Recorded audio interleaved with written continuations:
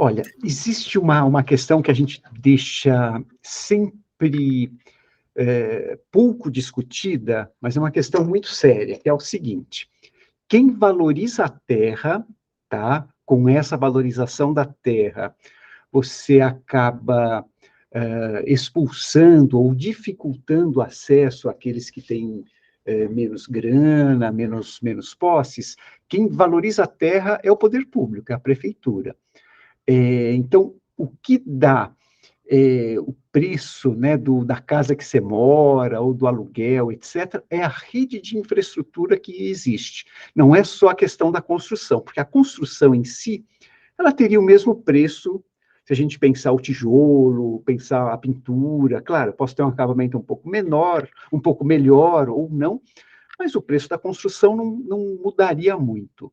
Então, no momento que a prefeitura, o poder público, ele faz a opção por ter a rua pavimentada, você estar perto de um parque, ter um potencial construtivo maior, quer dizer, eu posso construir mais naquele terreno, e, consequentemente, o empreendedor terá mais lucro, etc.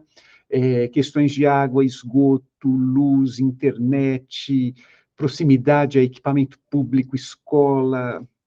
Então, quanto mais e melhor eu tiver esses serviços, é mais caro para eu morar, vai ficar mais valorizado. Então, o poder público é o principal responsável, acho muito mais do que o mercado, viu, nessa valorização de terras, e nisso acaba criando, não só aqui no Brasil, mas em vários países do mundo, Alemanha, Estados Unidos, a questão da gentrificação, ou seja, com essa valorização constante da terra pelos investimentos, né, públicos, metrô que vai chegando, etc.,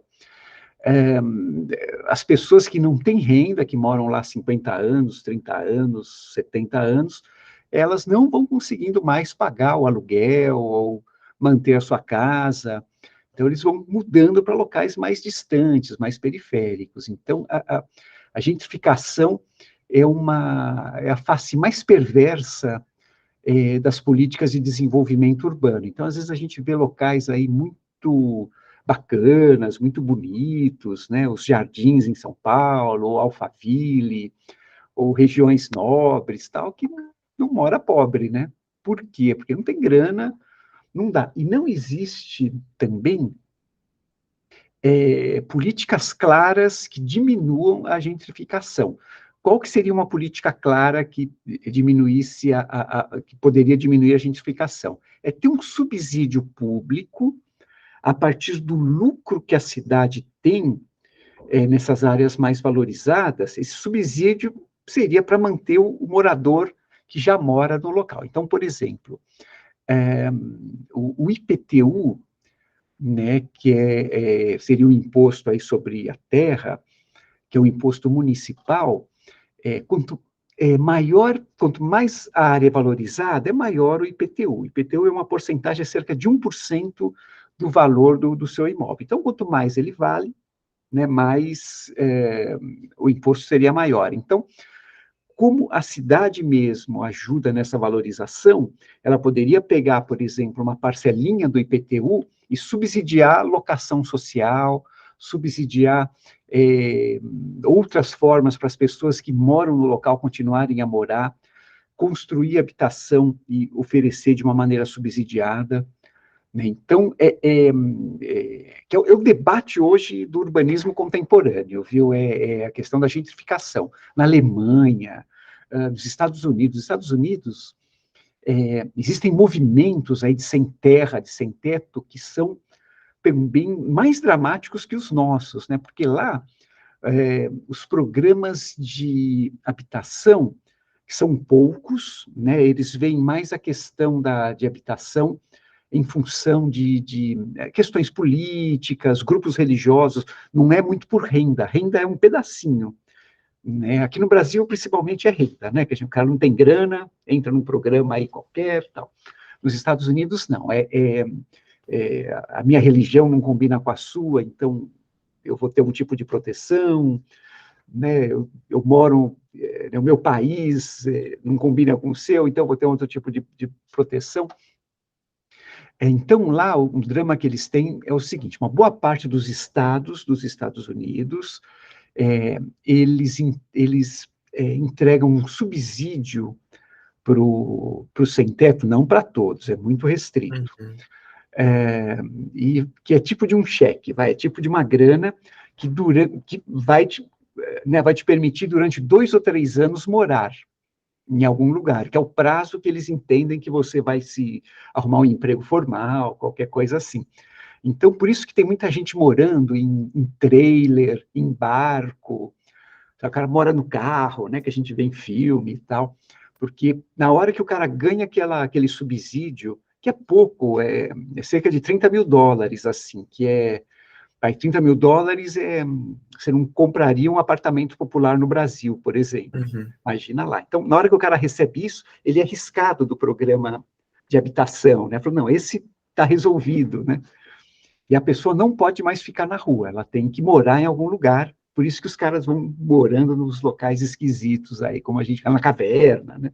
Vai na floresta, abre um buraco e mora, tal. Porque se ele for pego na rua, é considerado um crime, né, também. Então, o cara vai preso, tem que devolver a grana, aquela coisa toda. Então, a gentrificação é o grande desafio das políticas urbanas contemporâneas. Nesse momento que a gente está hoje no Brasil, no mundo, os governos têm que ter políticas para diminuir e evitar a gentrificação. E a principal é o subsídio, não tem jeito, dar dinheiro mesmo, né, para a pessoa não ser expulsa do local que ela ajudou a construir, ajudou a fazer, né? Então, é um super desafio. Então, a gentrificação é um dos principais problemas urbanos aí do Brasil, mas também na América Latina, em outros países, né? A ONU discute muito, viu, formas de combate à gentrificação. Então, aparecem algumas coisas meio de assistencialismo, vou te levar uma cesta básica, quando na realidade não é isso, né? Quem sou eu para te dar uma cesta básica e falar que você tem que comer aquele arroz? Não, eu preciso te dar grana e você que vai escolher, né? O que você quer comer. Então, é um problema enorme. Então, a gentrificação é uma coisa muito importante, um tema que tem que permear, por exemplo, Brasil agora, novo governo, tem que Uhum. ter um novo governo, tem que ter uma pauta de gentrificação, não tem jeito, né? Por exemplo, a ocupação 9 de julho, que ela aconteceu bem no centro de São Paulo, né? Aquela ocupação da Carmen Silva. Isso, é. E aí eu queria que o senhor falasse um pouco, não sei, como que os movimentos de ocupação, eles são afetados por essa gentrificação? Eles tentam lutar de levar de volta a população para esses centros, ou as ocupações acabam acontecendo mais longe mesmo? Queria que o senhor falasse um pouco sobre isso. Não, tem que ser no centro, a ocupação tem que ser no centro, porque a ocupação é um direito constitucional que tem, ou seja, é, tanto na Constituição de 88, como também no Estatuto da Cidade, que é uma lei de 2001, foi criado um termo chamado função social da propriedade, que é precioso esse termo, assim.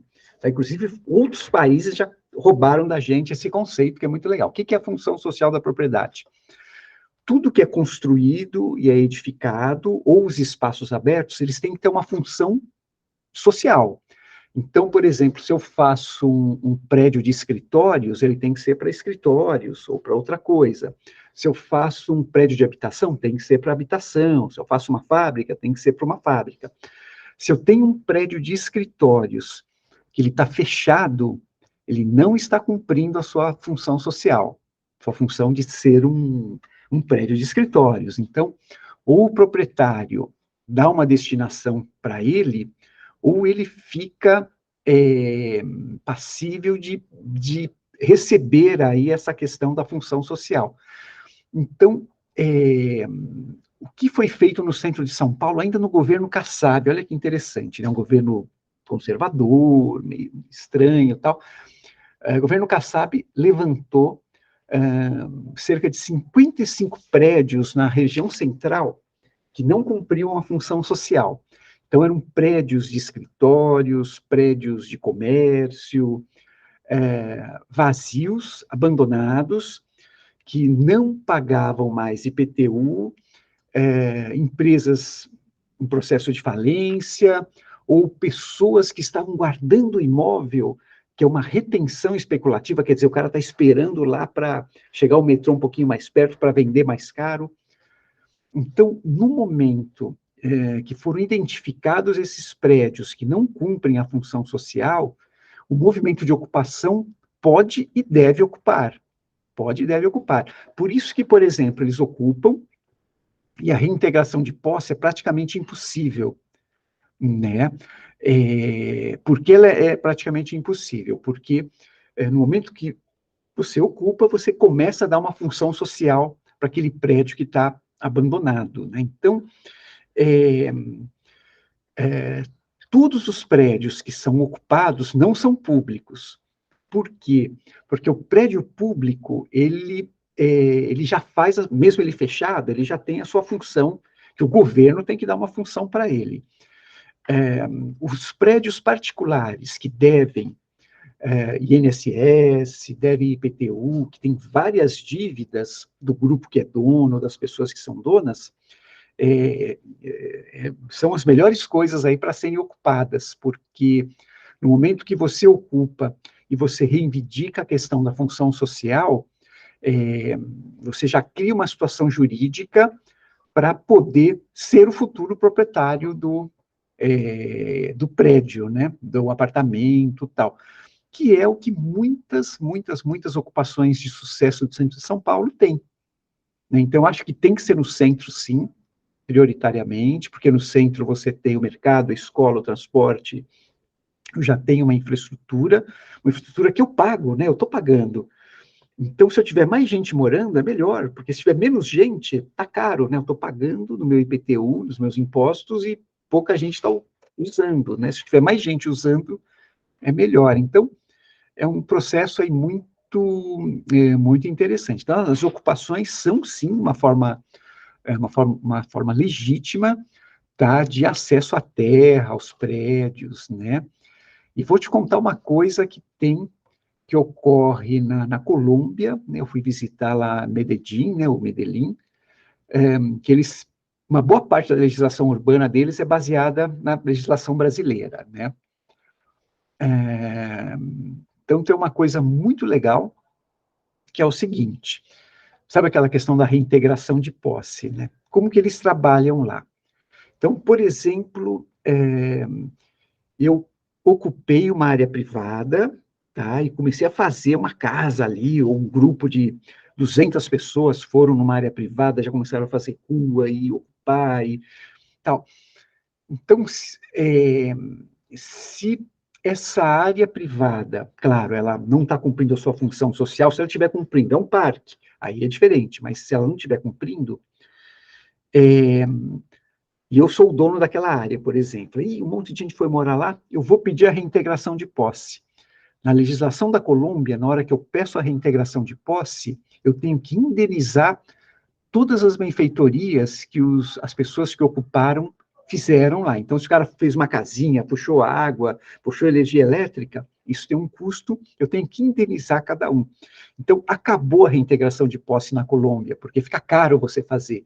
Né? Ou eu dou uma função social, ou se eu não der uma função social, é que eu não preciso da terra. A questão da Colômbia até parece uma evolução, né, da Constituição brasileira, porque a gente agora, pelo que eu sei, pelo que eu consegui ler, quando a gente tem essa ocupação e vai haver a reintegração de posse, o proprietário que pediu essa reintegração ele é obrigado a apresentar um plano de moradia, né, para as pessoas, para as famílias. E aí eu acho que essa questão de ressarcir as famílias pelos que elas fizeram no terreno acaba sendo uma evolução. Que eu queria saber, na opinião do senhor, né, qual que é a opinião desses movimentos sociais de ocupação mesmo para o desenvolvimento das cidades e das metrópoles, no geral? Acho que são riquíssimos, viu? A gente tem que aprender muito com eles, com organização, né? E não é como a grande imprensa às vezes nos vende, né, que é um monte de gente que se encontrou, vai invadir. Não, extremamente organizado. Então, existe uma série de apoio técnico, tem arquitetos que trabalham com projetos para auxiliá-los, tem grupos de advogados que ajudam a todas as questões jurídicas, né?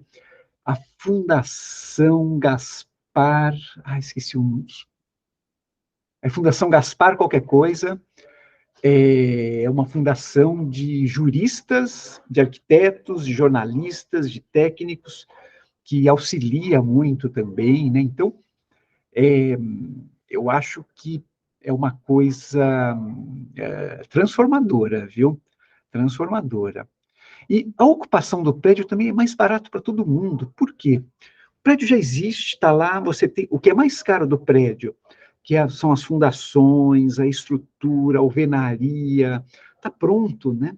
Então, para o Estado é melhor também fazer isso, né? Ele, de alguma maneira, dá uma anuência à ocupação, né?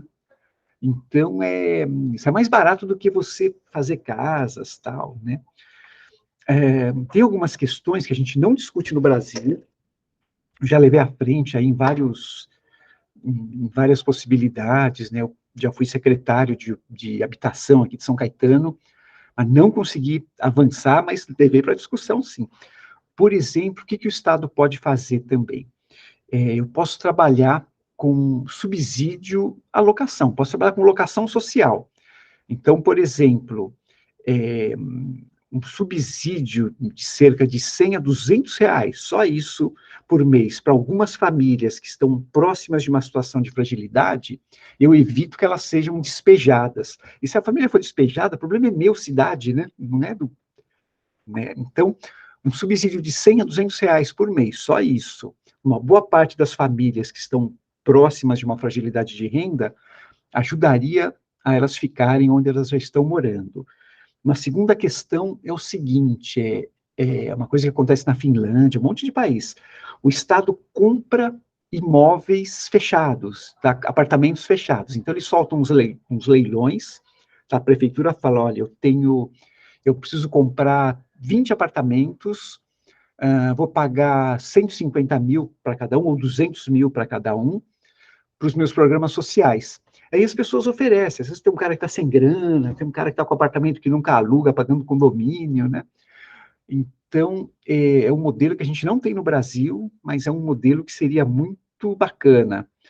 A Europa tem os bancos de terra, então vários países compram terra, tá? E quando o preço da terra começa a subir por especulação, eles pegam essas terras que são públicas e abaixam o preço e põem para vender. Aí o outro tem que abaixar o preço também, né?